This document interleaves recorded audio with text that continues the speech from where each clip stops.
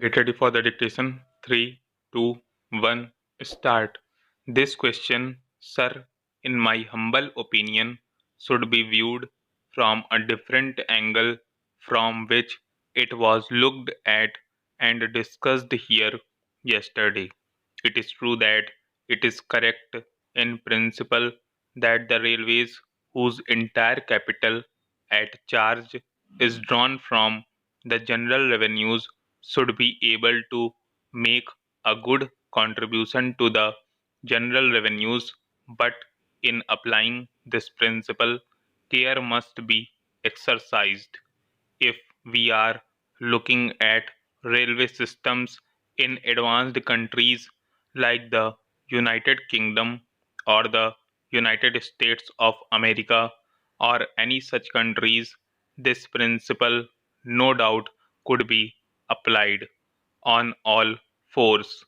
But in a country like India, whether it could be applied is a question that should be considered. It was argued that the railways have a long history, and because they have long been an established concern, they should now be able to contribute to the general revenues.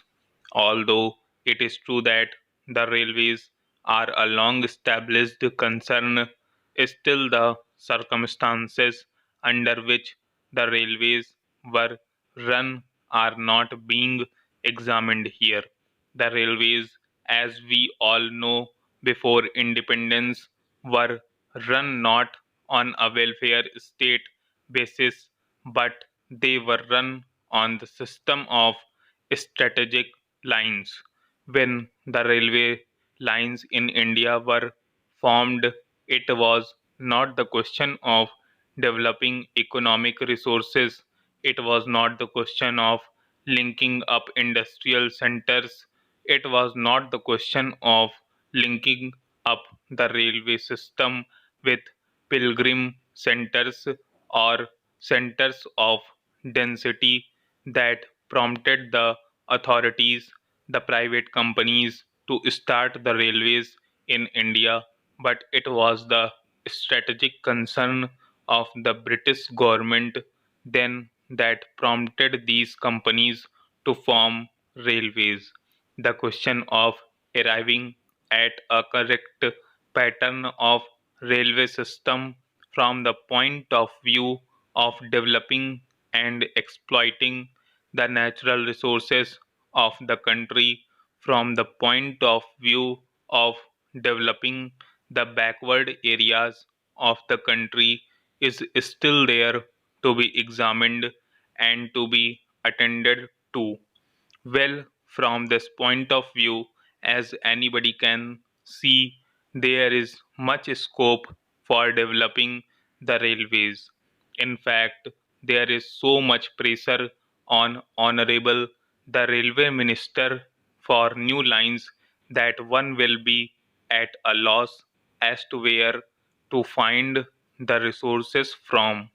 They have undertaken in the second part of the 5-year plan to construct new lines of 1500 kilometers in length in order to have a perfect railway pattern to be able to exploit and make use of the natural resources of the country to the fullest extent. Although we cannot dismantle the railway lines that we have now, still these lines have to be linked up to fulfill that requisite of exploiting the natural resources. So, my point in bringing out these arguments is to show that the railways have a full development programs on their hands and they need funds. They can no longer draw from the general revenues of the country, as the railway finance is separated from the general finance. They have to obtain the resources that are required for development either by loan or otherwise.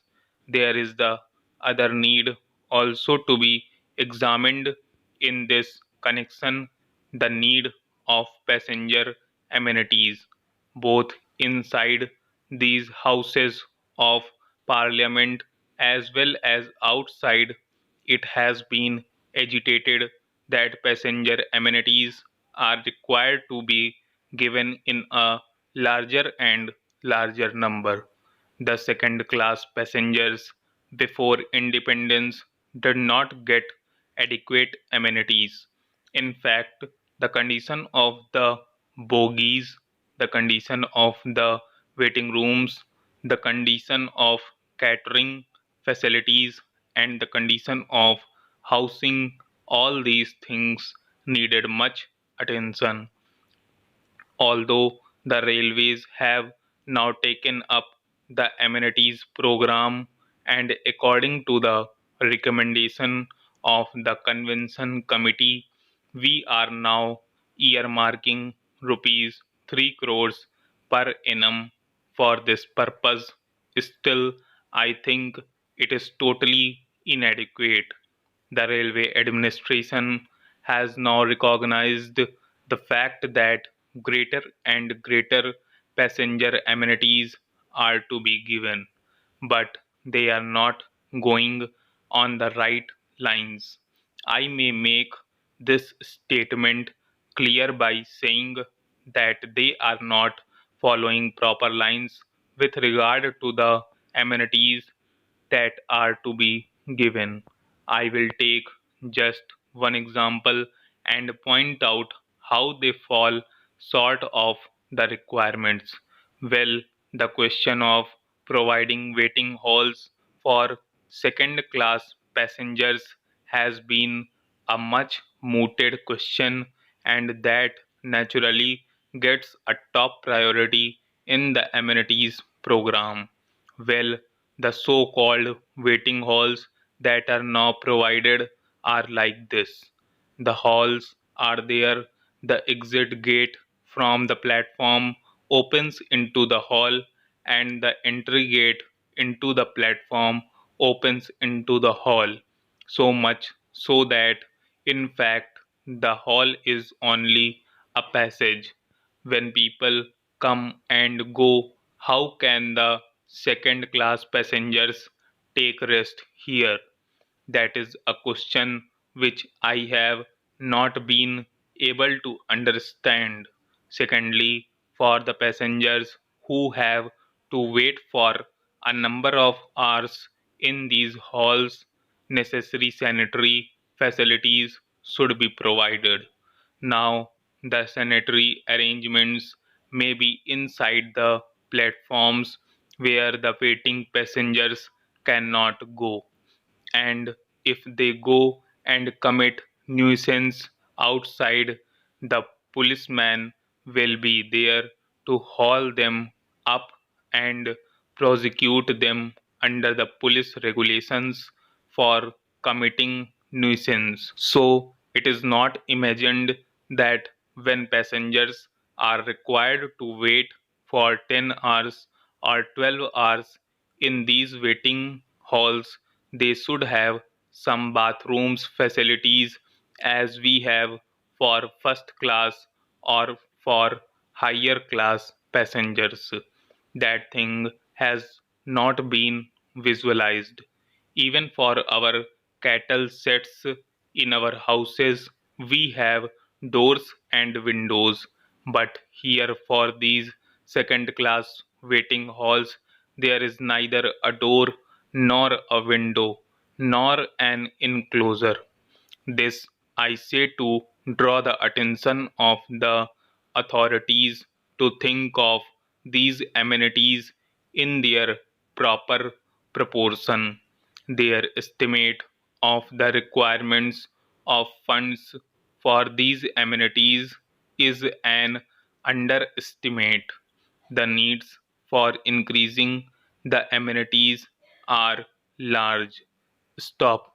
Thank you. क्या चाहिए बदले में हमें? बस एक प्यारा सा like, तो इस वीडियो को लाइक कर देना और सब्सक्राइब कर दो यार। सब्सक्राइब यार, सभी की मांगे मैं पूरी करता हूँ। मेरी एक ही तो मांग रहती है कि सब्सक्राइब कर दो चैनल को। जिन्होंने नहीं किया है कर दो यार, हाथ जोड़ के विनती है।